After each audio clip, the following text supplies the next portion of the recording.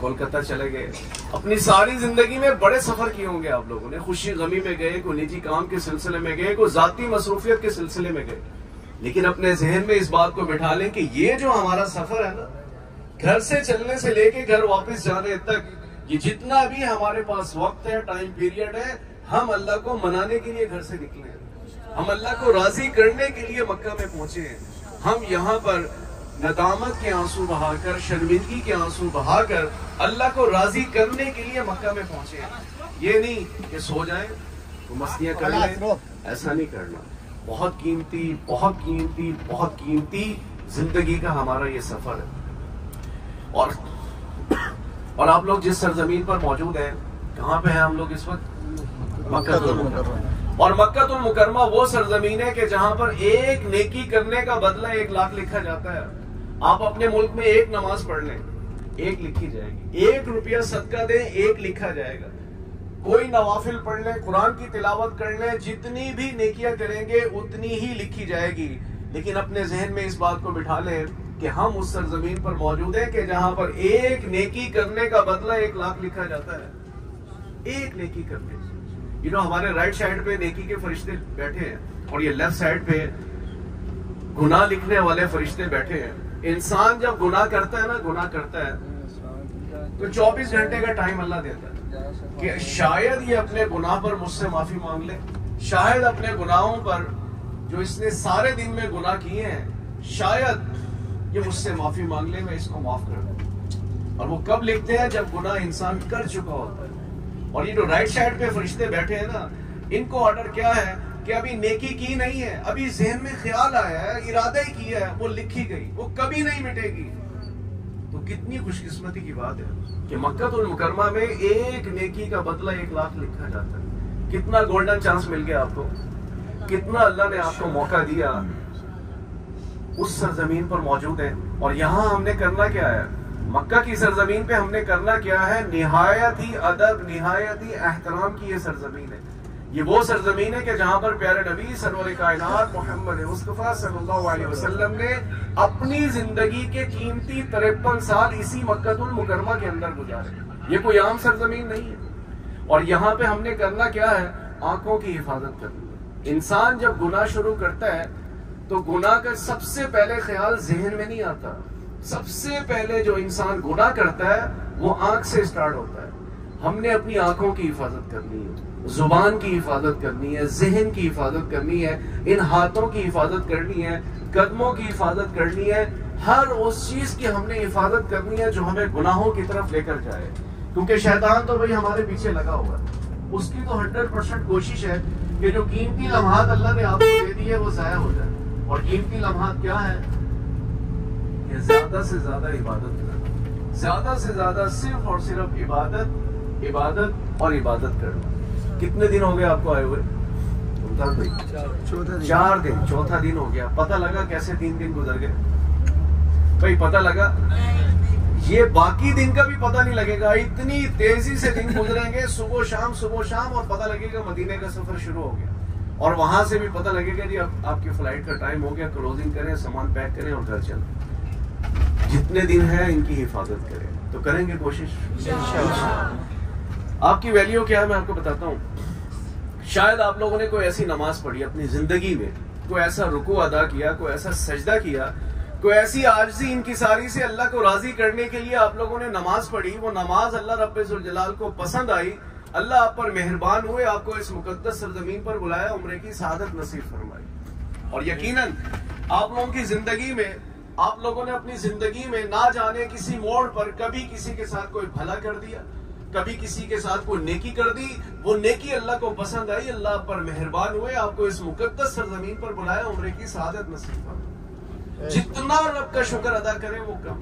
اور یقیناً آپ کے خاندان کے لوگ بزرگ بیٹھے ہیں ہمارے, آپ کے خاندان کے لوگ, آپ کے عزیز اقارب, آپ کے رشتے دار حج پر بھی جاتے تھے, عمرے پر بھی جاتے تھے. تو ہم دیکھتے ہیں کہ لوگ جو ہے وہ ایئرپورٹ پہ ڈراپ کرنے کے لیے جاتے ہیں, گلے میں ہار ڈالتے ہیں, گھر جا کر خوشی میں ان کو مبارکباد دینے کے لیے جاتے ہیں نہیں کرتے.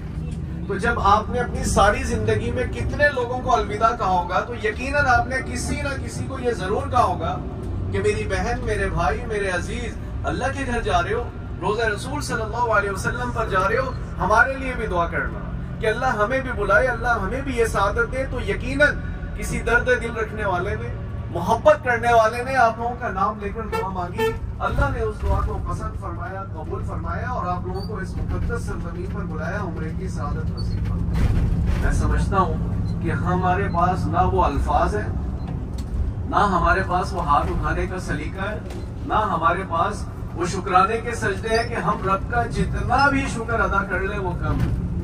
کتنے دن ہے، کوشش کیجئے ان کی حفاظت کیجئے، کریں گے جی کوشش انشاءاللہ۔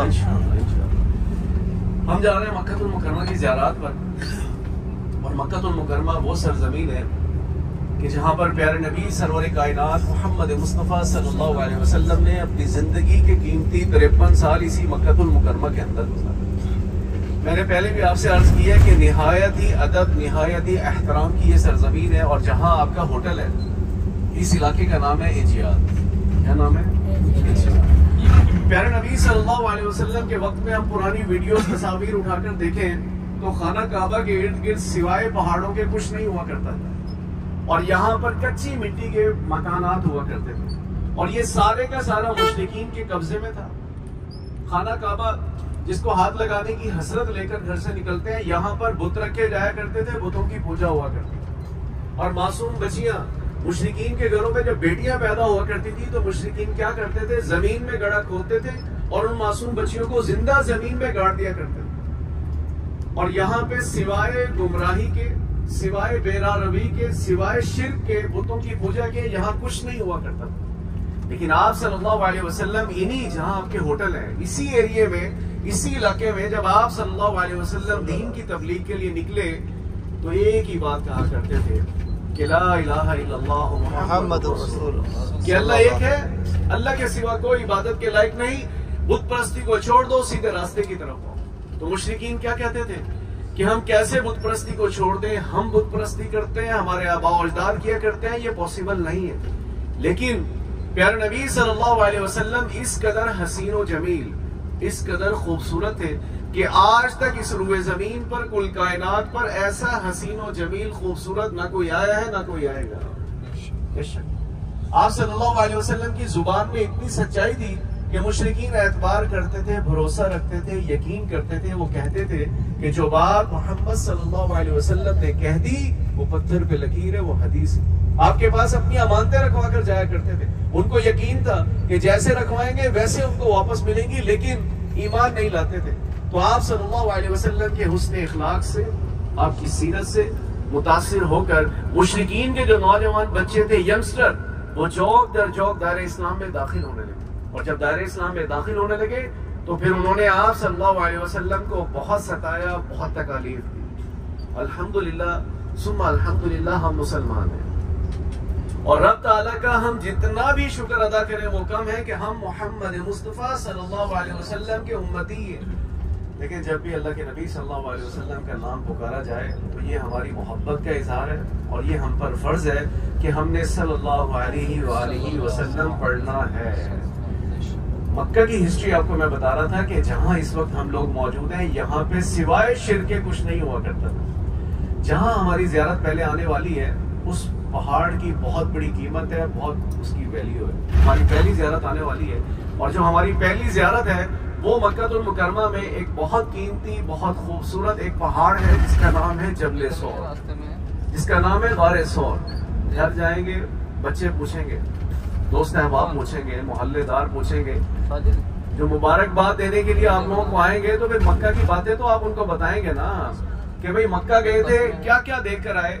اب جو بات کو توجہ سے سنے گا، جگہوں کی اہمیت کو جاننے کی کوشش کرے گا، وہ تو ضرور بتائے گا، اور جو فارمیلٹی کا سفر کرے گا، بس ایک کان سے سنا دوسرے کان سے نکال دیا، وہ کیا بتائے گا۔ آج ہماری ویلیو کیا ہے، ہماری قدر کیا ہے، وہ میں نے آپ کو بتانی ہے کہ ہم دنیا کے خوش قسمت ترین ہم وہ لوگ ہیں۔